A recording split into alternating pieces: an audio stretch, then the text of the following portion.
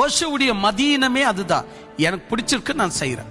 நாமெல்லாம் உயிர் உள்ள மனிதர்கள், நாம் ஒன்னே சத்த பிணங்கள் கிடையாது. உனக்கு என்ன பிடிச்சிருக்கோ அதை செய். நான் அப்படி சொல்ல முடியாது.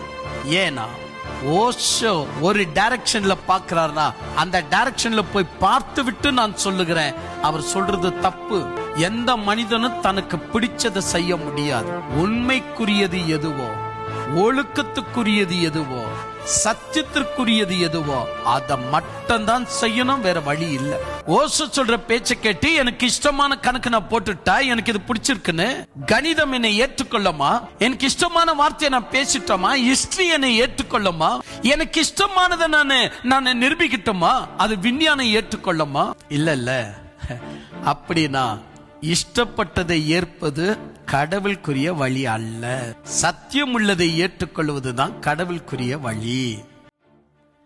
அப்ப அறிவு